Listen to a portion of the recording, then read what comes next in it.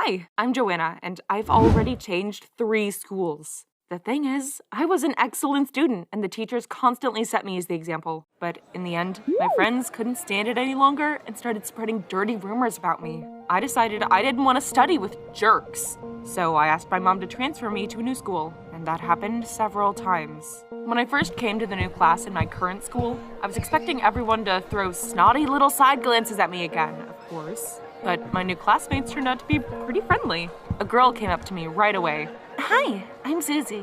Come on, I'll show you around. Well, Susie turned out to be a terrible gossip. An hour after we'd met, I already knew almost everything there was to know about my new classmates. But it was still nice to make friends with someone. The first class was my favorite, math. The teacher came in, sternly looked at the students, and stopped at me. Stand up, miss. I got up and I started the floor in embarrassment. You should have seen what started then. Mrs. Smith began to scold me in front of everyone for my bright hair, piercing, and short skirt. I wanted to sink through the floor. My face was burning for the rest of the class, and I even missed the explanation of a new topic. After the bell rang, I asked Susie, why did she rip into me like that? Oh, don't mind Miss Smith. She can be pretty weird sometimes. Tomorrow, she'll forget all about it. Don't worry. Just wear whatever you want. That calmed me down a little bit. The next morning, I came to school looking just the same, and Susie had been right. Mrs. Smith didn't say a word about my looks, but she did ask me to come to the blackboard. I looked at the task and was delighted because I'd solved hundreds of similar ones in my previous school. But then, the teacher said, solve it, but only use the method that I showed you during the last lesson. Oops. I had been so out of sorts because of Miss Smith's scolding that I hadn't been paying attention to her at all. But luckily, Susie saved me. She started to write the solution in a large notebook and show it to me from her desk at the back of the classroom. I copied everything onto the board, and I gratefully winked at my new friend. When Mrs. Smith suddenly shouted, where did you even get these numbers from? What have they even been teaching you in your other schools? Damn it. I'd probably misunderstood what Susie had written and made a mistake somewhere. The teacher snatched the marker from my hand and started to write on the board with an important look in her eye. Here's the solution I expected from you. I couldn't help myself. But that's so much more complicated. I wiped her notes off the board and wrote my own answer in. I'd learned the methods in my previous schools. My solution was much shorter than Mrs. Smith's, but the answer was still the same. I turned to the class and I explained how I had done that. Even the hooligans broke away from their mobile phones, and they stared at the board. After I finished, one of them said, whoa, turns out everything's pretty simple. Hey, new girl, you're pretty cool. Yeah, Mrs. Smith did not like that at all. She frowned, pressing her lips together nervously, and she sat at her desk. All right, Joanna, since you're so smart, I bet you won't have any problems teaching the next class in my place. But I was glad, because math had always come easy to me. But then Miss Smith told me the topic. You'll be telling us about integrals. I immediately turned pale. I had never covered that topic yet, and the only thing I knew about them was that they were very difficult. But still, I couldn't give up just like that. I had to show that mean teacher up. So that's why I spent the whole day and all night reading my textbooks. And by morning, I thought I'd come up with the perfect lesson plan. But to be honest, I was terribly worried. However, as soon as I walked into the classroom, Susie hugged me. Hey, cheer up.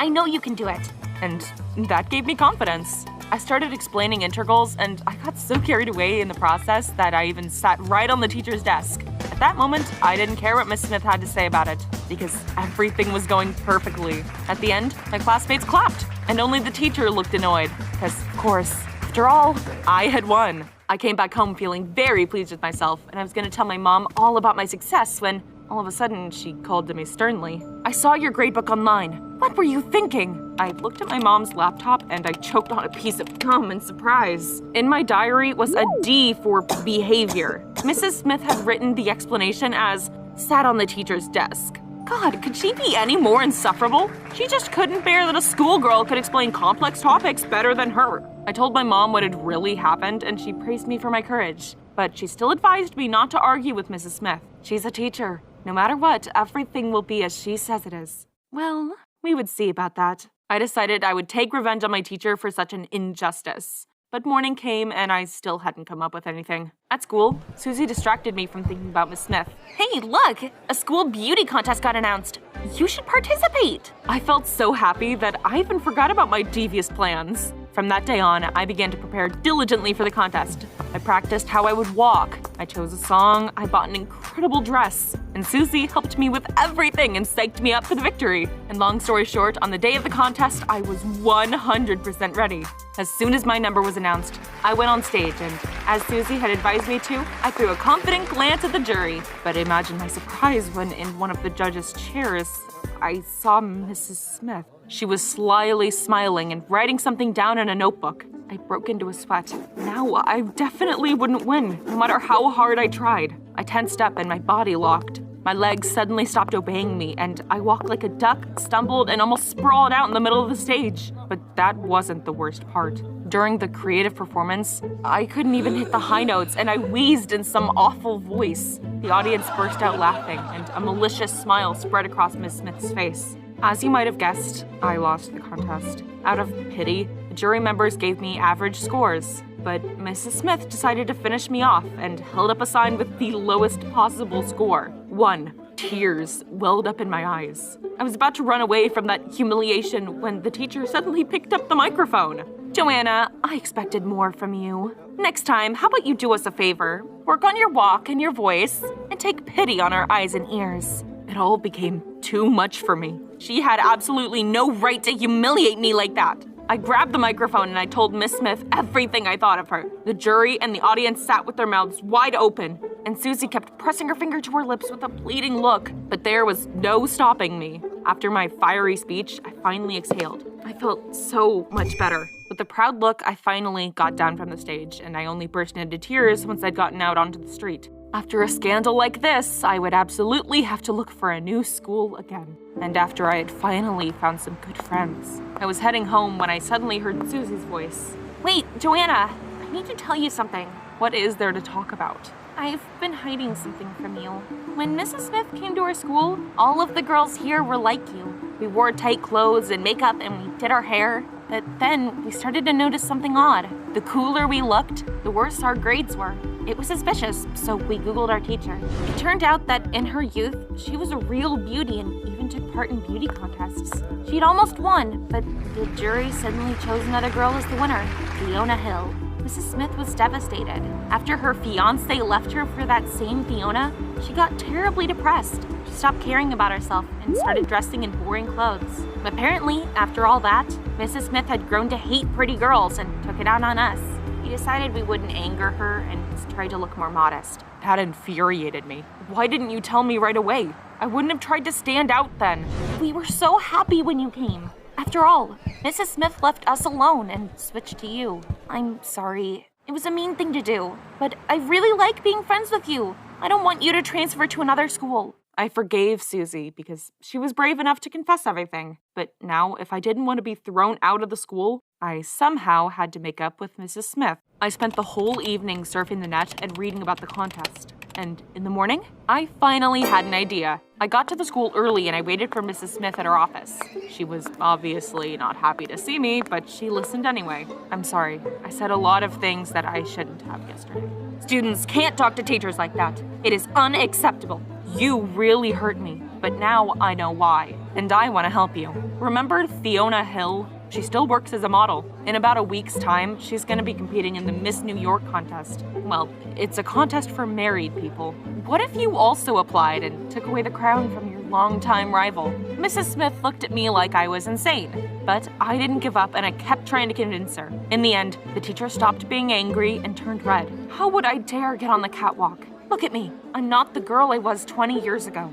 Nonsense! You are beautiful. Only for some reason, you forgot. Mrs. Smith smiled and agreed to my crazy idea. On that same day, we began preparing for the contest. After school, I took the teacher to my mom's beauty salon and went to choose a cool dress and jewelry for Mrs. Smith with Susie. And when we saw our teacher's new look, we jumped with delight. Our teacher looked incredible. We spent the whole week practicing the right walk. Mrs. Smith learned to walk the runway so confidently, it was like there had never been a 20-year break. Susie and I were pleased with our work, and we invited our classmates to come support the teacher at the contest. And on that very important evening, we all took our seats in the auditorium, while Susie and I stayed backstage with Mrs. Smith. She was in a great mood, but then a woman came up to us. I recognized her immediately. It was Fiona Hill. She started hugging our teacher like they were old friends or something. With a nasty smile on her face, the woman began to talk about her life and show photos from expensive resorts. and it turned out that she was married to the man she had stolen from Mrs. Smith, and now they had 3 children. After such news, our teacher almost completely fell apart. Girls, we shouldn't have started any of this. I'd rather not participate. No, you can't give up when victory is almost yours. You've seen Mrs. Hill, right? You look 100 times more beautiful and younger. Oddly enough, my words worked. Our teacher pulled herself together and performed so coolly that I had no doubts she would become the next Ms. New York. Before the announcement of the results, the judges left to confer, and I hurried to the bathroom. I was about to leave the stall when I suddenly heard Fiona Hill's voice. I stood on the toilet seat and I carefully looked out from behind the door. The woman was sobbing into the shoulders of some other older woman. I took out my phone and I turned on the camera. I definitely wasn't expecting to hear anything like this. Mom, Smith is just so much better than me. It's obvious to everyone this time, and she's gonna win. And this time, you're not gonna be able to do anything about it. Don't worry, I've thought it all through. Just like last time I paid the organizer, the crown will be yours again. I was shocked. That was so low. I wasn't gonna let Mrs. Smith get upset again because of a fake victory from her liar rival. So as soon as the women left, I rushed backstage and I found the presenter. I told them all I had just heard and I sent them the video. And after that, I walked up to Mrs. Smith, smiling mysteriously. I think I have a pleasant surprise for you. My teacher was just about to say something, but then the jury members returned to their seats. The presenter came onto the stage and asked for a few moments of our attention. My video from the toilet started playing on the huge projector, and for a few seconds, the judges froze with their mouths open. You should have seen what started then. The police came and took away everyone who had taken part in the conspiracy. Mrs. Smith burst into tears and hugged me tightly. Oh, thank you, dear. To think, for 20 years, I blamed myself for that failure. I was so insecure that I took it out on my students. Turns out, it wasn't my fault after all. But Mrs. Smith was interrupted by the presenter's voice. Despite all that has happened, we must choose a real winner. Dear jury, please tell us her name. My heart was pounding like mad. I squeezed my eyes shut, clenched my fists, and heard Mrs. Smith's name. Yes! She won! Won! That evening, the teacher got her long-awaited crown, but she gave it to me. She said that I deserved such an award, perhaps even more than she did. And since then, our school life changed dramatically. The girls were no longer afraid to wear fashionable clothes or makeup. Mrs. Smith had turned into a smiling beauty and had started to evaluate us for our knowledge instead. Well, almost. To me, as her favorite, she sometimes gave a couple of extra points. But shh, don't tell anyone. A couple of days ago, Mrs. Smith invited Susie and I to a tea party after school. Imagine, the groom who had once left her for Fiona Hill had written to her. But of course, she turned him down. And that's how I got 2 friends at once. A girl the same age as me, and a teacher. Share this video with someone who will definitely need it. This is the SCP Foundation, a secret organization that finds and studies anomalous objects all over the planet.